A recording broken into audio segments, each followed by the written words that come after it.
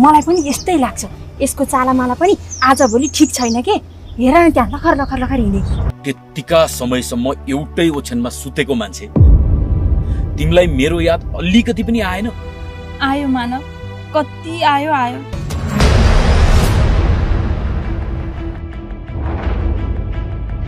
बाबु तपाईँ यहाँ कसरी?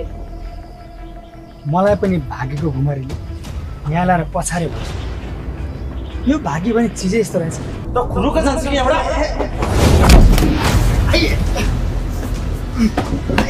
तँलाई काहीँ नभएको लफङ्गा। को कहाँबाट आएको, के कामको लागि गएको, तिमीले ढाक्छौ गरिराख्नु पर्दैन। मैले सब थाहा पाइसकेँ। होइन तपाईँले के भन्नुभएको यस्तो?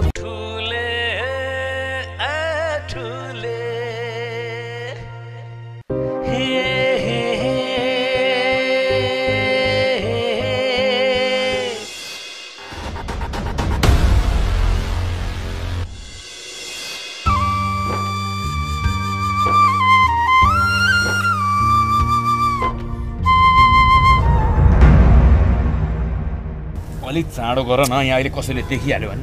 देख्नु न आइरहेको छु त, यहाँ कस्तो काँडाले घोप्यो। कत्रो कत्रो काँडाले घोच्दा केही हुँदैन, त्यो जाब सानो काँडाले घोचेर के हुन्छ?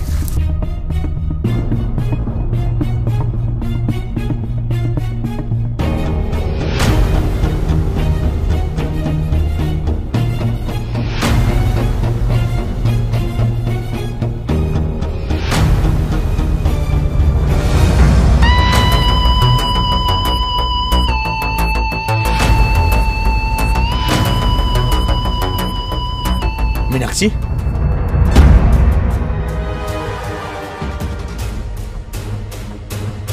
मलाई पेट दुख्यो, म सुत्न जान लाग्या भन्थिस्।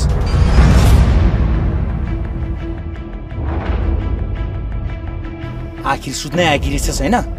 मजाले सुतिस्। ठुले तपाईँले के सोचिरहनु भएको छ? चुप लाग नखर मौरी। तेरो चरित्रमाथि शङ्का त मलाई पहिल्यै लागेको थियो।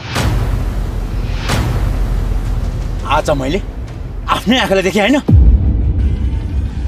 अनि त साला नमर्दा एउटा स्वास्नी बिहे गर्न सक्दैनस्? गाउँको दिदी बहिनी बुहारी भाउजू कोही पनि भनिनुहोस् होइन? हेर ठुले, कुरा गरेको गफ गरेको देख्दैमा तैँले जे पाए त्यही कुरा गर्न पाउँदैनस्। आँखाले देख्दा देख्दै मैले भन्न नपाउने, अब मैले के चाहिँ भन्नुपर्दा?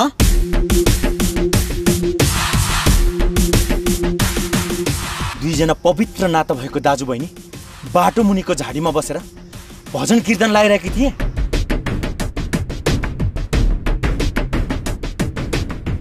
कि यो गाउँमा सप्ताह लाउने भनेर छलफल गरिरहेको थिए? तैँले जे सोच्यो त्यही हुन्छ। त्यो त जे सोच्यो त्यो होइन। तिमीहरूको यो कुरा सारा गाउँले राखेर दुधको दुध पानीको पानी नछुट्याइ छोड्दिन। तपाईँलाई आफ्नो स्वास्नी प्रति अलिकति पनि विश्वास छैन? लाज लाग्दैन तपाईँलाई आफ्नो स्वास्नीलाई अर्काको बात लगाएर सबैलाई भनेर बेइज्जत गर्नु? हग्नेलाई भन्दा देख्नेलाई लाज हुनुपर्ने। मीनाक्षी, म तिम्रो लोग्नेलाई सम्झाउन सक्दिनँ। जे कुरा गर्नु छ तिमी आफै कुरा गर, म सक्दिनँ।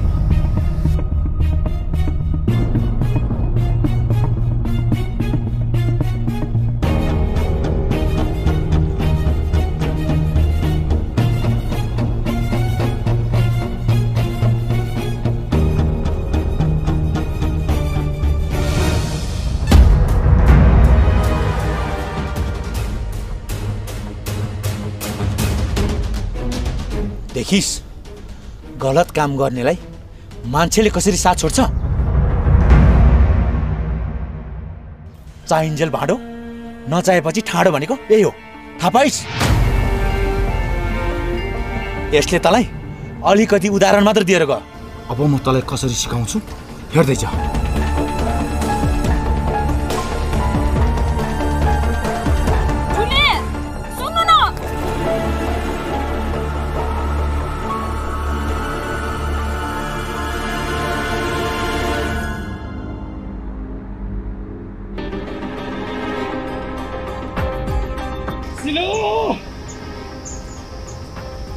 सिलु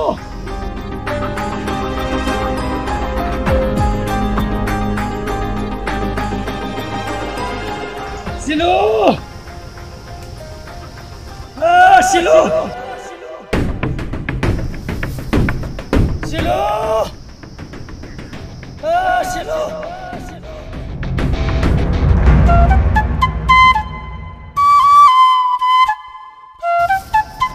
सिलो हजुर सिलो यो घरको मान्छेलाई एकछिन पनि बाहिर निस्किनु हुँदैन बच्चा भएको भयो भने त एउटा अरे घर त गइहाल्छ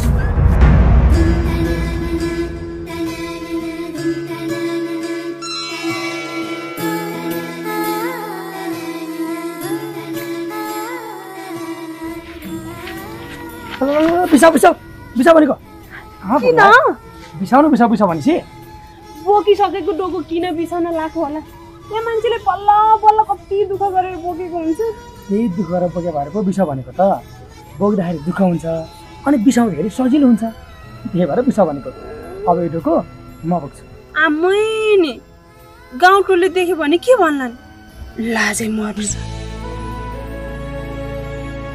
लोग्नेलाई भारी बोकाएर म चाहिँ कसरी रित्तो हिँड्नु कसरी हिँड्ने म सिकाउँछु ल सिकाउनुहोस् त हुन त सिकाउनमा हजुर माहिर हुनुहुन्छ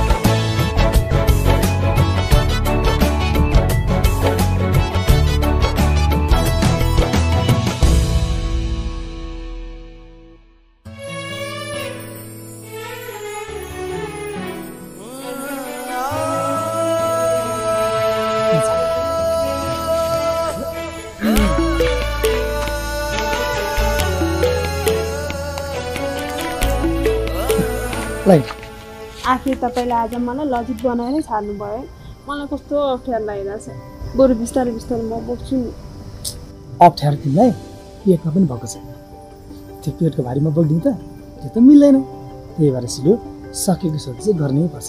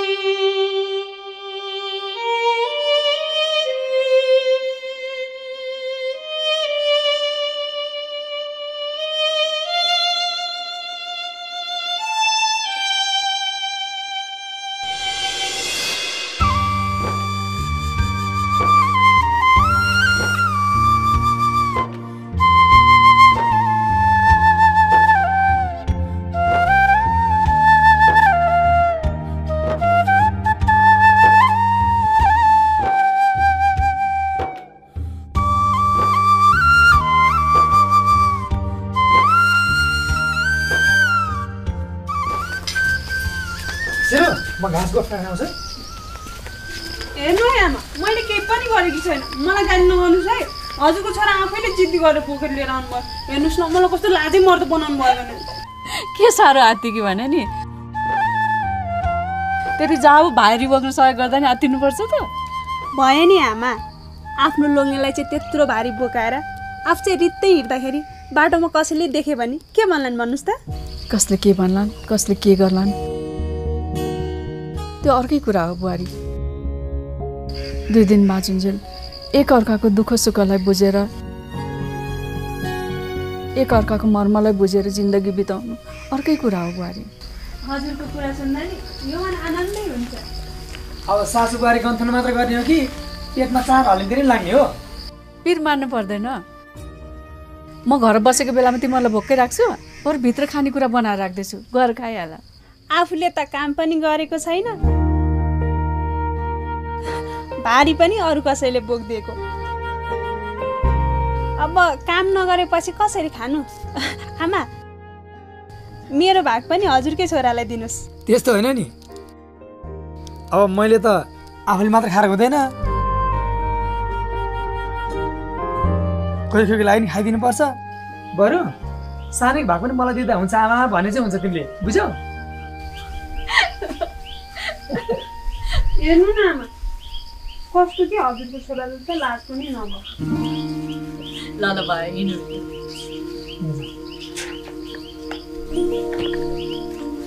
आमा चाहिँ किन गरेर थिएँ मलाई?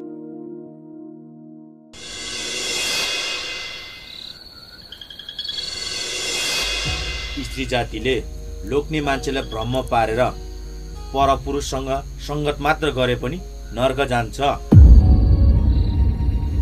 आँखा सन्काएर इसारा मात्र गरे नर्कको तातो अग्निमा जलेर मर्छे। परपुरुषलाई स्पर्श गरे वा त्यो भन्दा नि अघि बढे उम्लेको तेलमा डुबेर प्राण त्याग गर्नुपर्छ। कुनै पनि पुरुषले आफ्नो श्रीमतीलाई आँखाले नदेखिकन कुनै पनि किसिमको शङ्का गर्छ अथवा चरित्रमा दाग लाग्ने किसिमको कुरा गर्छ भने त्यसले मरेपछि त टाढै जाओस्, जिउँदै कुकुरले नपाएको दुःख पाउँछ। यो संसारमा मान्छे पशु कति बेला हुन्छ भने जति बेला उसले आफ्नो श्रीमतीलाई नदेखिकन शङ्का गर्छ र उसको चित्त दुखाउँछ भने ऊ मरेपछि पनि नर्कै जान्छ।